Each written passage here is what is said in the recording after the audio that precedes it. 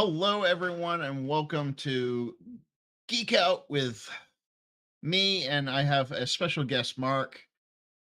Hey, Mark, how you doing? All right. So, a couple quick side notes that people should know about. I do have. Uh, Go take a look. This is Mark's list for his Backerkit, which we're going to be talking about today.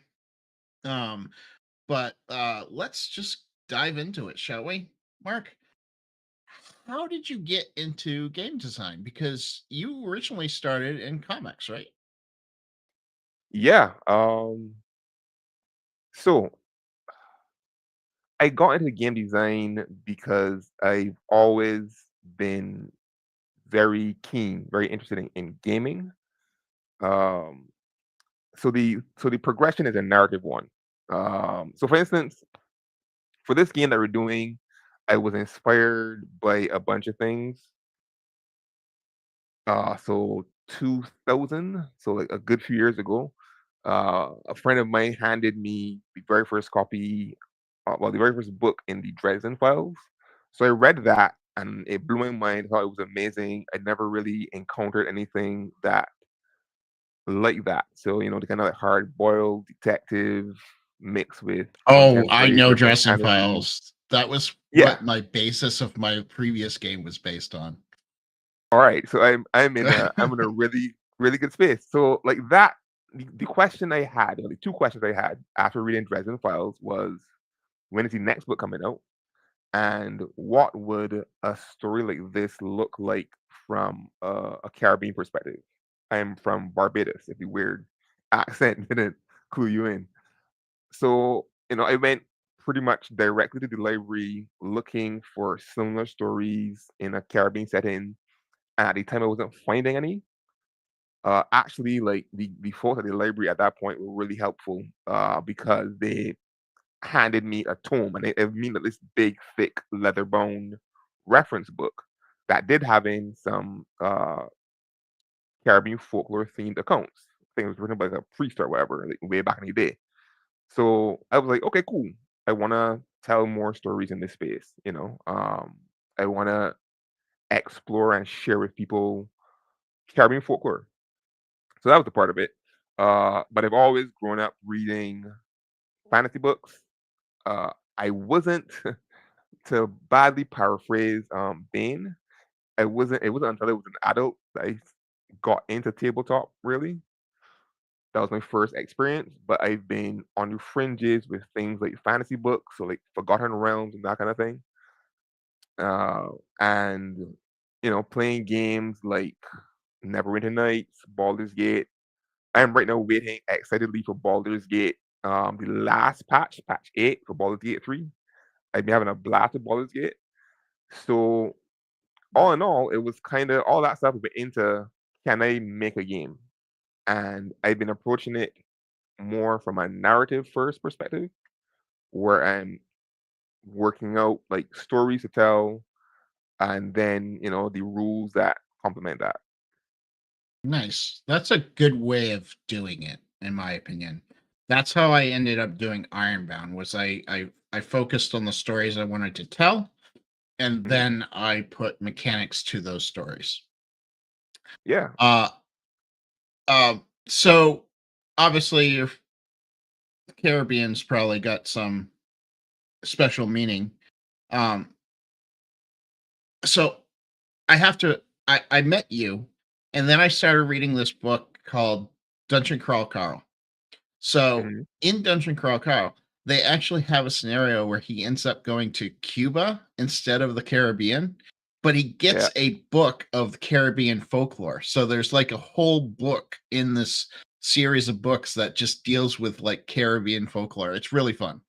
Um, sorry, that was a tangent, but it was a tangent I needed to get off my mind. Um, I'm a big fan of Dungeon Crawler Girl. I am. oh, so good. It's the first time I've read it. It's really good. Yeah. Um, You're gonna love it, man. I'm at the last book in this Okay, on good. the audiobook, so I'm now just sitting here waiting like everyone else for the next one. Yeah. Um, That being said, you have a unique mechanic in your system because you're using a deck of cards instead of dice, right? If I remember Yeah, correctly with our conversation? yeah. S- So I am not great at math. So that was a part of it. So in I've been working on this for over a year now. And one of the initial decisions was, how do I make this approachable? How do I make this really accessible? How do I make it simple? And I am more familiar with card games than dice games. Growing up, I played like solitaire, hearts, big hearts fan. So I'm more familiar with playing cards. So that's where my mind went to. And I figured that playing cards would give you this very easy, approachable experience when you're playing with it. So a lot of the mechanics around Monsters and Myths are directly using the cards. Everything from character creation all the way down to action resolution. So you're part of this new campaign that Backerkit's doing called Pocketopia. What made you decide to join Pocketopia? I know what made me decide. I'm just curious. Oof. I've so part of what I do, I don't know if you can see the banner. Hopefully you can see the banner. So All of the Comics Okay. is a platform that I founded and been working on for the last little bit. Essentially, it's a mobile publishing and distribution platform for comics. Uh, so from that end, we've been looking to find a crowdfunding platform that would be a good fit. We've run two successful campaigns so far for comics for some of our creators. The first was on Indiegogo. The second one, which was almost a year and a half ago, that was on Kickstarter. But I've been getting emails from, I think, Jason at Backerkit talking about Backerkit and so on. And this is we wanted to run a campaign before, but that didn't work out. So this is the first opportunity to run a campaign with Backerkit. And I signed up with Pocketopia as a part spurty moment, like part impulse, part motivation. When I first heard about it, I was like, okay, this sounds cool. And it'd be great to get to experience more of Backerkit. So, why not? That was literally the thought. So one thing we should mention is that I am his my campaign in the Pocketopia for Plaguebound is the cross collaboration with his monsters and myths. So if you end up backing both of our campaigns, you'll end up getting a special gift for me. It's going to be two D12s. And I believe you're going to be doing So we're going to be doing so part of our game. You can play Monsters and Myths with a standard deck of playing cards, but we're offering something that gives you a bit more immersion, which would be some custom playing cards where the face cards are specially designed Caribbean folklore characters. What we're going to do as part of this collaboration with you guys at Grimwood is we're going to customize a set of those cards where the clubs, the entire suite of clubs, is going to feature the Grimwoods uh, and Plaguebound logo and some artwork if you can get that in time. So that's gonna be an extra special nice. gift that only people who back both of our campaigns will get, and that's our contribution from that. So the cool thing is, you can use them with our game, Monsters and Myths. It's also like a cool token. You can they're perfectly good playing cards otherwise. So if you want to play, I don't know, poker or hearts or whatever, you can do that as well. That sounds really fun. So what can you tell us that are you offering an actual book or is it just digital? Like, are you doing digital and a book for this? Oh yeah, good question. So what we're gonna do, and this is based or inspired from our previous experience with crowdfunding, is we've kind of split the rewards in half. So on one side, you're gonna be getting a lot of digital rewards. So PDFs of the rule book, that's going to be the core of it. You're also going to be getting story, short story set in one of the worlds for Monsters and Myths because our system is multi-world by design, and those worlds are structured around different themes. So you can have like so one story you'll be getting is a dark solar punk uh story in a solar punk universe. We've also got uh when you sign up incentives or perks that everybody who signs up will be interactive, more like sword and sorcery style story, where your choices will actually factor into the world building for that world in Monsters and Myths. So the rule book, you're going to get a short story. You're going to get even just sign up, you're going to get an interactive story, and you're going to get a an adventure module set in the Monster and Myths worlds as well. So that's just for the digital side. And as soon as the campaign wraps successfully, ideally, all of those rewards are going to go out within days. On the other side of it are the physical rewards or the physical variants of those things. So you're going to get a physical version, printed version of the rule book. And this is going to be the comprehensive rule book where on the digital side you're going to get just the core essential uh, rules and mechanics of the system. You're going to get the same story in print. You're going to get the adventure module in print. You're also going to get uh, everybody, all the backers at a certain tier are going to get as well that custom set of playing cards with the specially designed folklore character face cards as well on the physical side for supporting the campaign. And it bears repeating that for everyone who backs our campaign, Monsters and Myths, everyone who backs Plaguebound with you, Dave, at Grimwood Games, you guys are going to get special rewards as well. So that's, in a nutshell, what backers are going to get. So since you aim narratively for this and you have short stories to go with it, can you go ahead and tell the audience like what your narrative devices are in the book? When you say narrative devices, what do you mean? So what's your narrative like? What's the world like? Okay, so multi-world, again by design from the start. So there's a core world, what we call the Catalyst world, which is essentially a version of our modern day world. Again, the setting is the Caribbean, so that story is going to happen in Barbados, and that is where everything like kind of kicks off.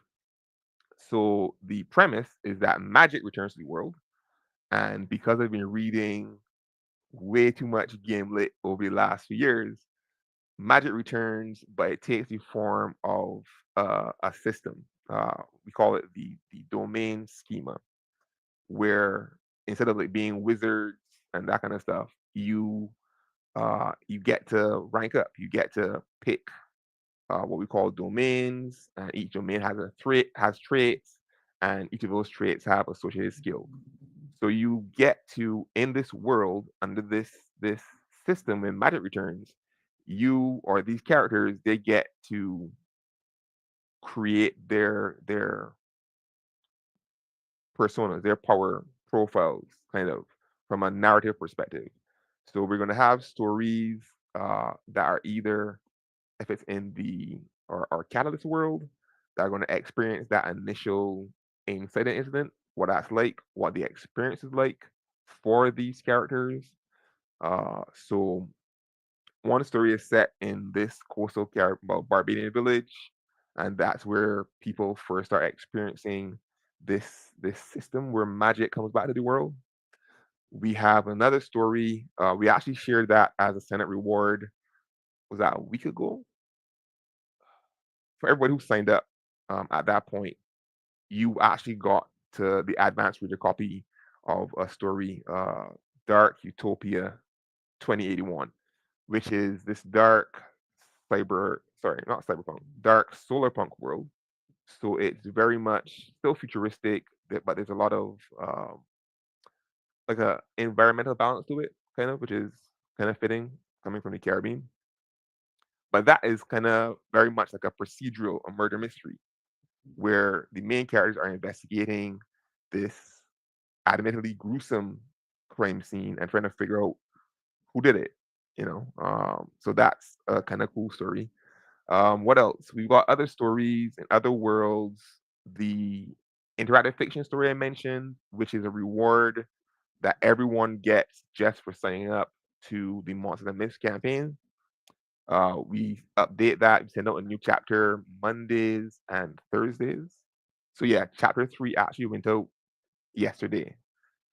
So if you haven't backed it yet and you really want to get your chance to have your choices matter, signing up to the campaign, there's no time like the present. So if you want to, so everyone who signed up like weeks ago, they would have gone like the very first chapter. Everybody come in a bit late. You're just gonna get the chapters pretty much at that spot. But that's a cool story as well. It's if you're a fan of things like Forgotten Realms, Sword and Sorcery, or Sword and Board type fantasy stories, it's very much that. It's set in its own world. It's not like a variant of our real world. And in that story, you are going to be directing the main character, who he's leaving his little farm for the first time to go to the big city where he hopes to train with the elite, um, the chieftain's own, which is like this elite military squad, and that's his dream, that's his passion. But along the way, he gets sidetracked by lots and lots of shenanigans. He meets weird creatures and characters, and it's all the choices you make because it's kind of like one of those like choose your own adventure stories or those choice Okay. based stories. So at the end of every chapter, uh, readers are going to have some choices to decide the direction these stories are going to go in, which is something that I'm pretty excited to see people's responses to. But again, because we're taking a narrative first approach to this entire Monsters and Myths system, the choices you make are actually going to be setting the backstory, if you will, for this particular story. So whether the protagonist lives or dies actually is in the hands of all of those who signed up for the campaign. They get to decide what's going to happen. So the next set of stories we look to tell in that particular world, the story is called Shadow of the Devil Woman. The groundwork is what is going to be set by everyone who's participating. All right. And this is so excuse me. um so your game is more of a narrative driven. So is it more like adventures that you can play? Is it solo play or is it multiplayer? So so the first adventure module. Let me see if we can answer this question specifically. The first adventure module that is going to be rolling out as part of this campaign is designed to be a GM free campaign. So you can play it solo if you want, but like with most things, it's better with friends. And because it's narrative driven, everybody's going to get a chance to explore the story as it plays out and have a real part to play in how that story plays out. There will be other modules that will probably be more along the traditional like GM or Dungeon Master run type adventure modules. But again, very narrative driven. But we've got some cool mechanics in there as well that I'm excited to see how people respond to. I'm interested. This I was interested when we first started talking about it. So, um, I'm trying to think of other questions, but if they're not coming to me. Who's doing all your art for it? Because I know you know a lot of artists. So the initial art that we're working on right now, we have our actual art director, a wildly talented lady, Suzanne Phillips. She's she is actually working pretty hard on the art. We are going to be looking to pull in as needed other artists because in building out all the comics, we have met a bunch of artists, not just from the Caribbean, but from the US and further afield as well. So that's going to be exciting. But the main art, all the key art that you guys are going to be seeing in the campaign, are that's going to be done by Suzanne. One of the characters as well, uh, the let's call her antagonist for that Dark Utopia 2081 story. That was designed by a guy from Trinidad, Lendell. Again, a really talented guy. And honestly, I think for this, it's going to be a really cool opportunity to see some of the really cool, honestly, wealthy, talented people in the Caribbean as well that people probably aren't aware of. That sounds really cool. Getting people from the Caribbean. I would love to see that. I would love to see more. Uh, About the only other people that I know that are outside the US doing stuff that I'm in real connection with is probably the two little mice guys. And they're super awesome. They're from Italy and they bring a lot of that Italy culture into it. Yeah, So, I mean, um like I said, like with Resident Files, which is like a core inspiration from way back. It was cool to see. Like what I like about the Dresden Files is that it showed you this very specific take on all the fantasy and mythological characters in there. So one of the cool things with that Jim Butcher did is he had like this whole he grouped vampires into houses.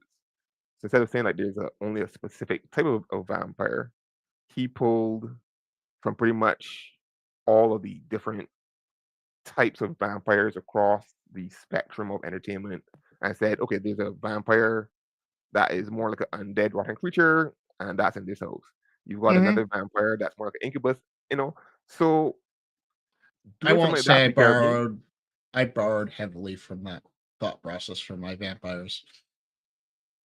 I mean, you know, homages aren't terrible things, man. But I think I like this, clearly state that it's an homage right in the intro. I'm like, this is an homage to Dresden and the there you go. Iron Druid series by Kevin Hearn.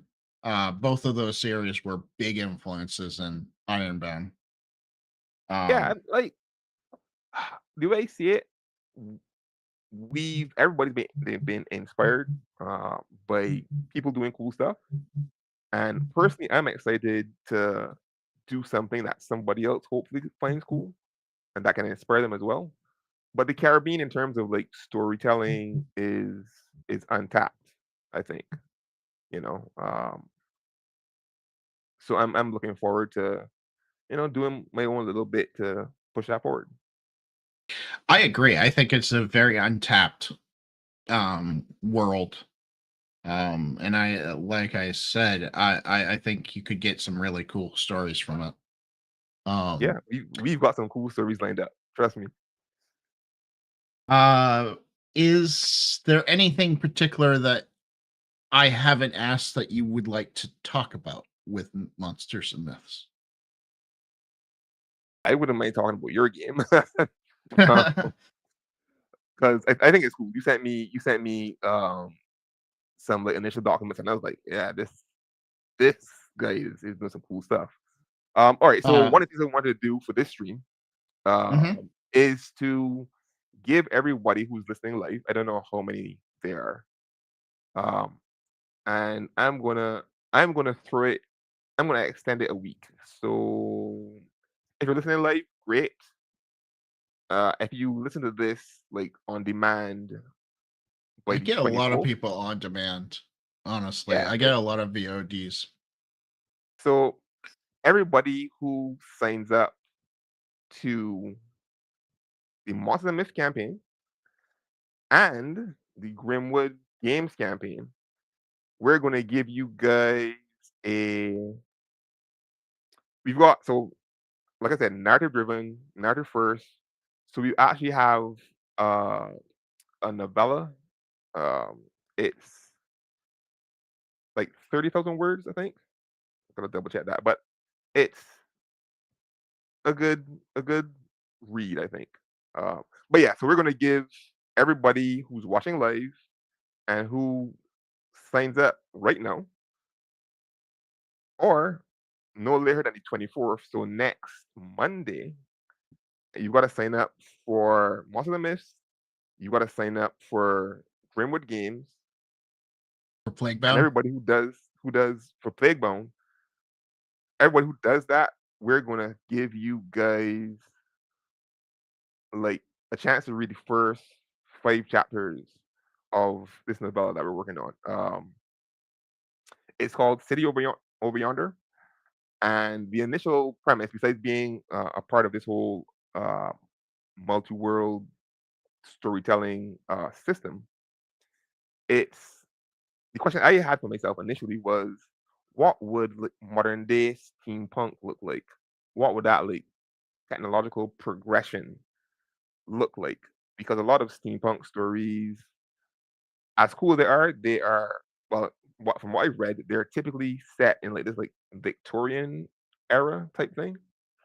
So anyway, so City Over Yonder, if you like military fantasy horror, then City Over Yonder, this is that story. You'll be able to read the first 5 chapters. Everybody who's watching live, who signs up for both of our campaigns by the 24th, I'll send you like the first 5 chapters. So you guys get a chance to read it, give me feedback, hopefully, be kind. But you'll get a chance to really experience some of the worlds that we're building with Monster and Myths as well. So fabulous prizes for those of you Nice. who participate. And I just posted the link for your backer kit.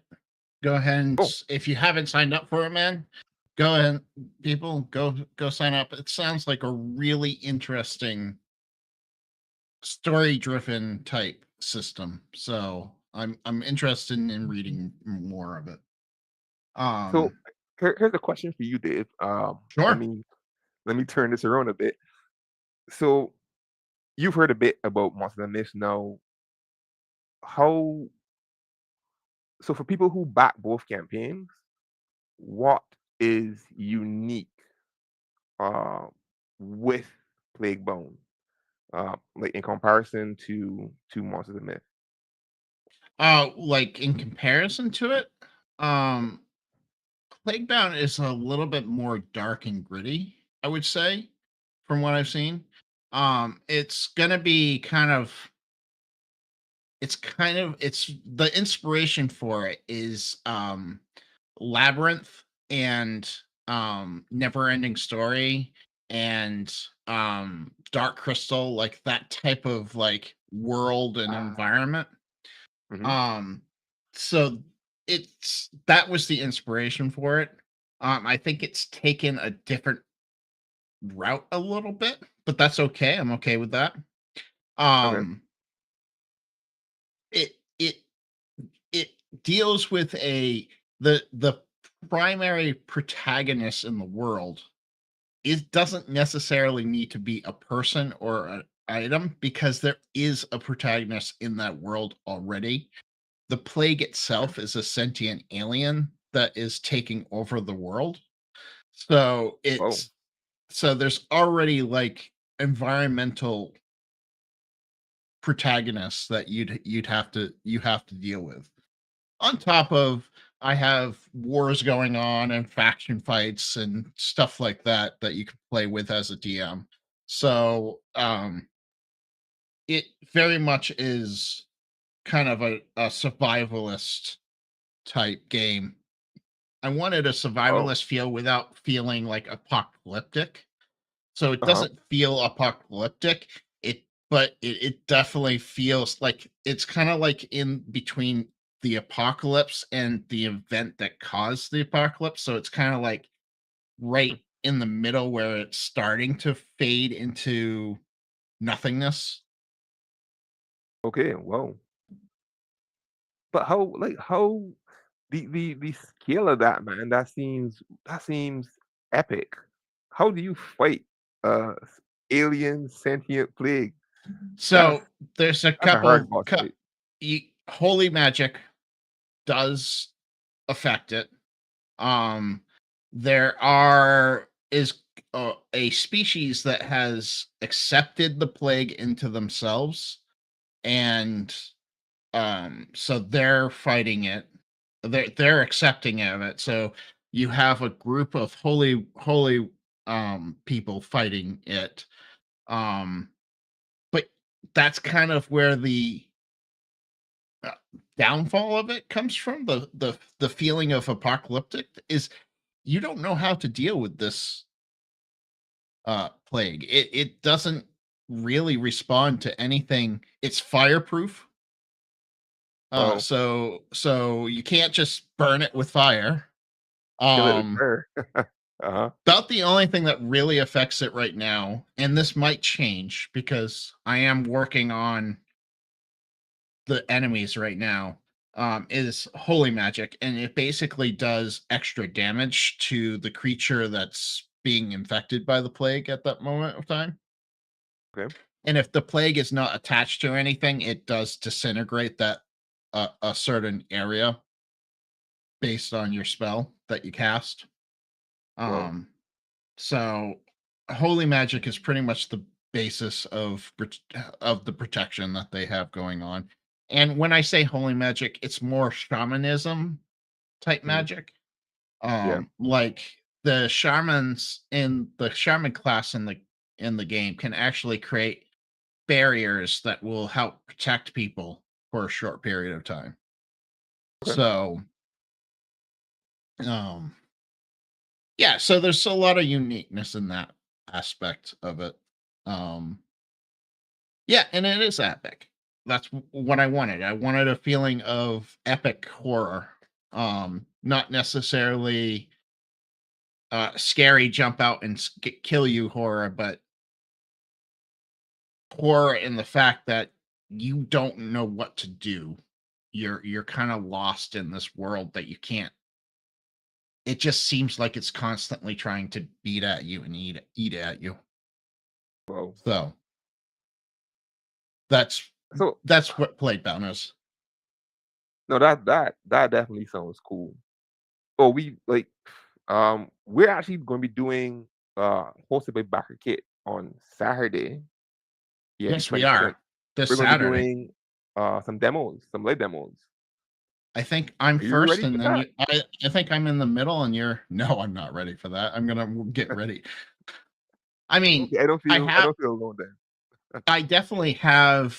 I have a Foundry module that I can just load up and play and Okay. show people how things roll and that type of thing. But I don't have really a demo to show, so I don't know what I'm gonna do yet. I I think one of the Backerkit team asked if I was going to be using tabletop simulator, and I was like, Hmm. no. And I immediately felt like anxious. I felt like, should I be using it? How am I going to do this? But I did work out, and I did. There's this website, um, deck of cards. Hmm. I'm going to be using that to like demo like the card mechanics and so on. And talking about the game, talking about the story building. Like this conversation we're having now is great because that's essentially going to be the vibe. I think, at least for me. But yeah, So I've got a lot to get sorted. Neil from one of my games says, "I've been playing in Plaguebound. The game is great." Thank you, Neil. It definitely I definitely think the game has some potential. Um, Yeah, so And it uses the same system as Ironbound. So if you wanted to take and put a shaman in Ironbound, you could do that. If you wanted to take the Berserker class and put that in Ironbound, you could easily do that.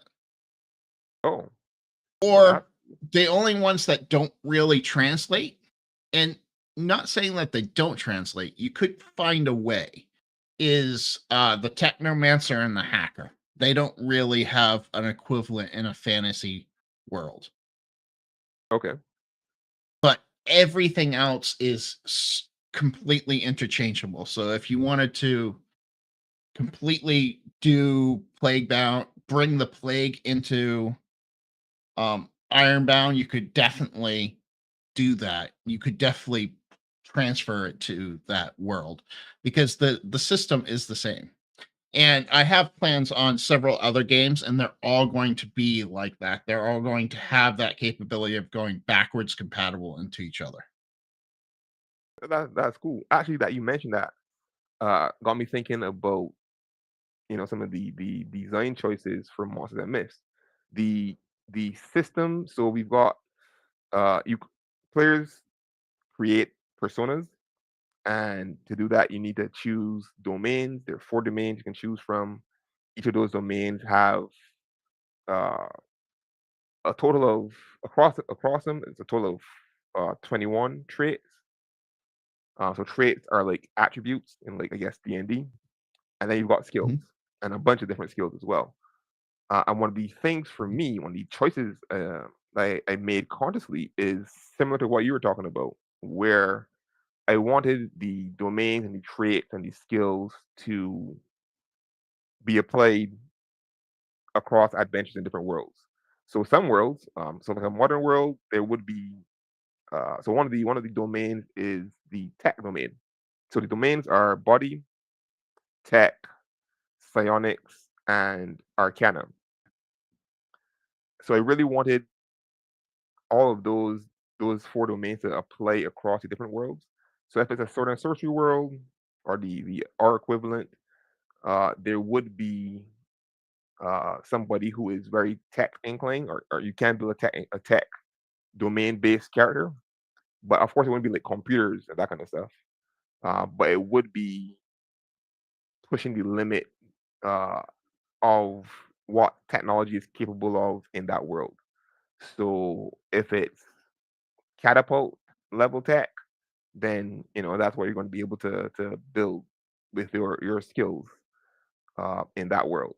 If it's more of a sci-fi futuristic cyberpunk style world, you can apply it there. Same with body, same with uh, psionics, and arcana was a class that we added more recently, uh, just to define the folklore or the mythological characters. What skills do they have? What are their traits? How does that work? We really had to kind of like nail that down. And the domain, sorry, the Arcana domain was built of that. But like you with your intent for Ironbone and Plaguebone, we want to be able to play the system to different worlds, different settings, different stories. 100%. And that's what I want to do with my Ironbound system is I want this free flow of different systems. So that's why Plaguebound uses the same system. And it translated well. The reason why I did fantasy next was there wasn't much to translate from modern urban fantasy um to a dark fantasy type story. Um I there are new mechanics, but those mechanics could easily be translated into Ironbound. Um it just was that was one thing I wanted from the get-go. I wanted to be able to pick up and play either one of these games and the system would be very similar to the point where you could say, "Okay, I'm playing the same game, just a different setting." What was the hardest part for you in developing Plaguebone? Right now, I'm I'm waiting for a map and from one of my artists, and that's how I build my worlds is maps. I'm a very map oriented world builder. So I'm kind of like in limbo where I want to develop more, but I need to see where those cities are going to land in the Mhm. map that he's developing. Yeah. Um, that's one of the hard parts. The other hard part I would say is balancing the plague. I want it to feel fearsome, but I want to give players the ability to overcome it. Yeah. Yeah. But I don't want them to overcome it to the point where they can just wipe it from the face of the world, if that makes sense. Okay. So So it's been a big balancing act. so let me see if I've got this right. So in Plague Bound, the plague will never really go away. Is that That's the do I have plan. that right? Okay. I mean, unless you decide to make a story where um and this is totally up to you, where you want if you want to make a story where they did eradicate the plague, that would be totally up to the DM at that point.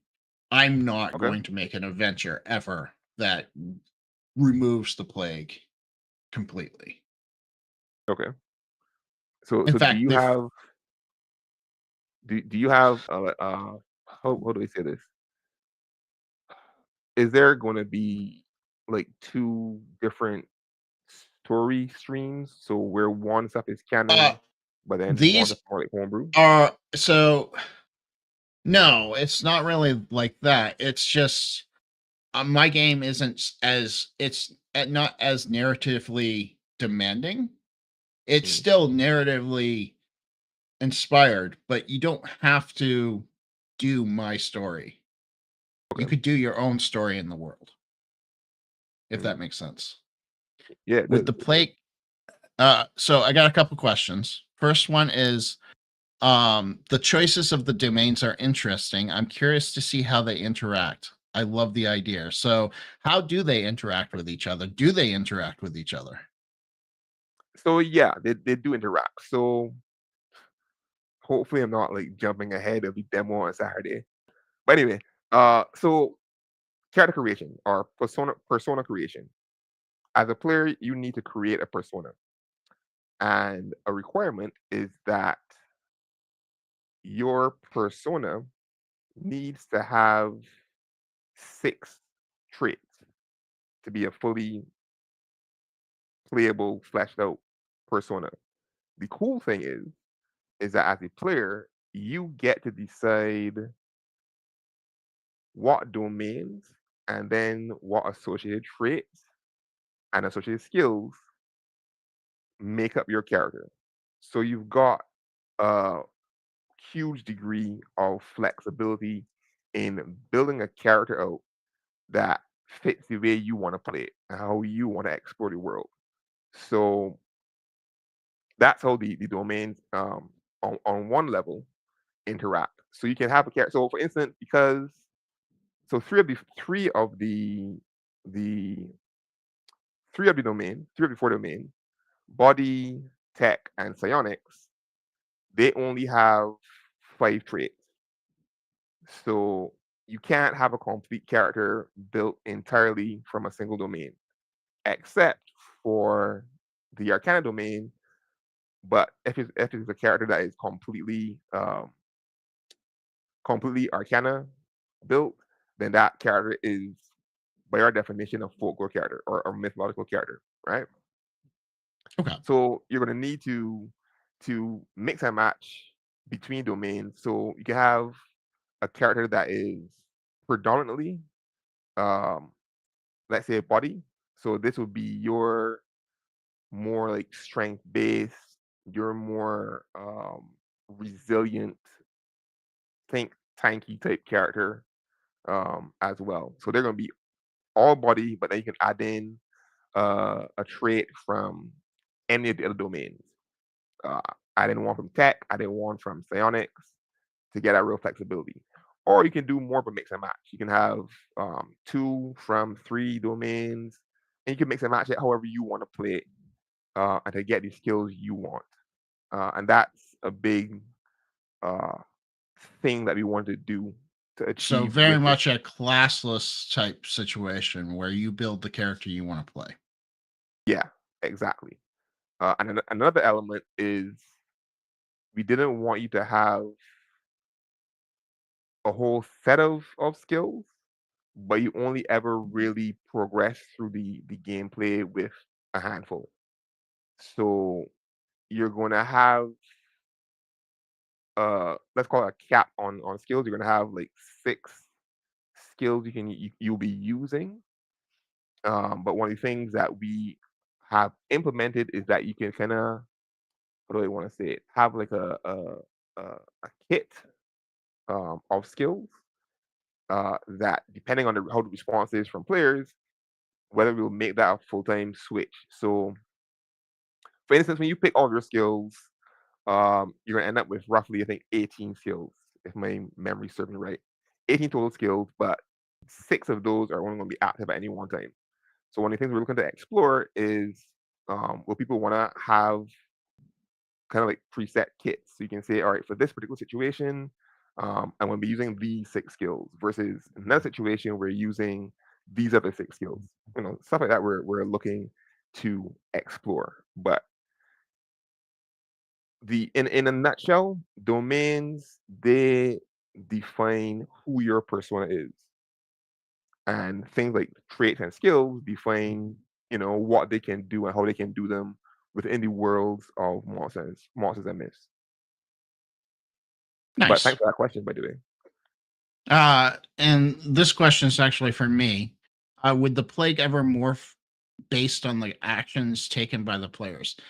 In my games, it does because it's sentient. It's smart enough to change its tactics. Um, I don't know how other DMs are going to play that. That's their choice. I'm not making that choice for them. It's Mhm, not something that I'm going to be putting in the book saying, like, this is what happens if this happens, if this happens. I am going to put in, I am putting a whole chapter in about the plague. So the plague is mhm, going to have its own chapter and its own, like, information. But I'm not going to make that choice for the GM. I'm gonna leave it like I did with Ironbound. I'm going to leave it very, here's my thought processes on that. mhm. What exactly do you can do whatever you want with that thought process type deal. Uh, Uh Classless is always fun, allows for variations on the same archetype like a technomancer. yeah, yeah, that's it in a nutshell. So that's a good realization. But for me, coming from what I like as a player in a lot of the CRPGs I've been playing, is that flexibility, being able to play a game how I want to play it.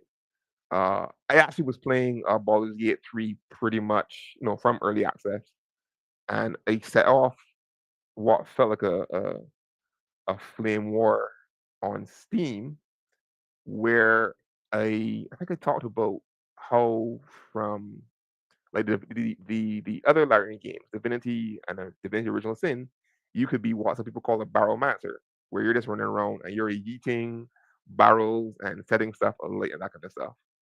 And there were some people who were so offended by that play choice.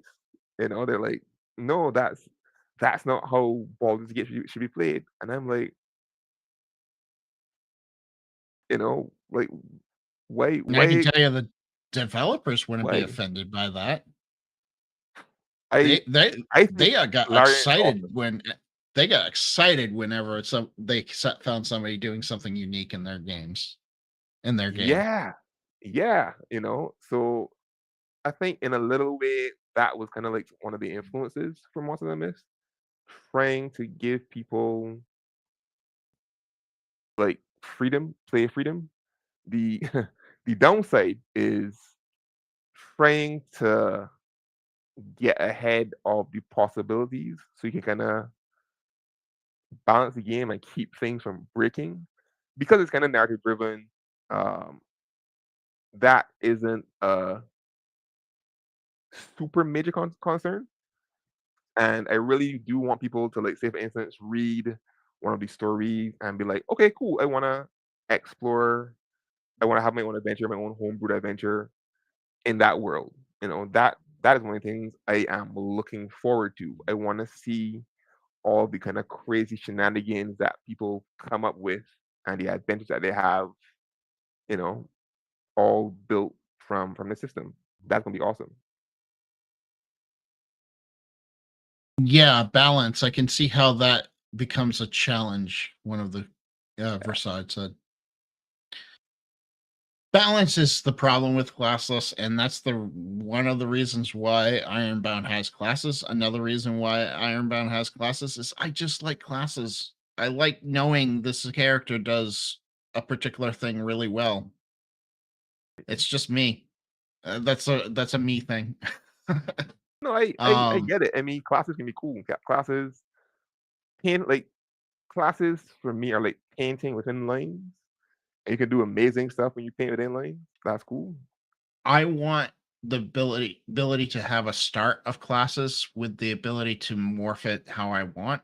So I have Mhm. two special feats in my game that allow people to do that. I have Jack of all trades, which allows them after second level, allows them to take a feat from another class. And Nice. then I have would be wizard, which allows them to take a magical society, even though they might not be a magic class. So Cool. So they don't get as many benefits Mhm. compared to like say a wizard. But they do get the ability to cast it. Nice. So and I've had a lot of cool people who've done really neat things with that. I had a in Ironbound, I had a monster hunter who took technomancy, and his thought process was that as a monster hunter, I would be accepting of technology and maybe using it in a way that's different than a technomancer would. But he took technomancy so he could manipulate technology in a unique way. So, That's and I, that's the kind of cool thinking that makes RPGs fun. yes, Unless I you're a agree. DM and you get frustrated. But yeah. Oh, I've never got frustrated over somebody being creative. Never. Somebody being a jerk and being annoying, that's a different story. But being creative and thinking outside the box, 100%, it's welcome on my table. So Um, Monsters and Myths does have, I don't want to call it classes. We actually call it career archetypes. okay. I think they're, I've got so many numbers in my head, but I think there are like 15, yeah, 15 um, career archetypes in Monsters and Myths. And again, we try to make them so that they can be applied across different like themes and settings and so on. So like assassin is one. Um, we have a chimera is another one. We have diplomat in there and merchant. So we don't want people to feel like they get stuck into being like combat roles. We want to have stories where you could progress through this adventure by being a merchant or being a diplomat, stuff like that. So it still adds, I wouldn't call it like the same kind of like class structure, but it does add, the career archetypes do add a bit more, a bit of a framework to Kind of your feels like your a fate experience. system in a way. A little bit. Fate has a unique archetype type structure like that. It's not quite Perfect. class, but it's not quite classless at the same time.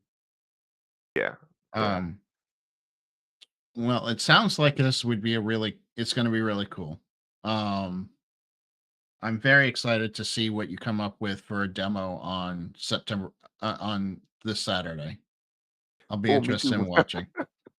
Me too. Um, I think mine's gonna be a little bit easier because I'm already technically playing it online. In fact, you can watch that Sundays at 5:30 PM.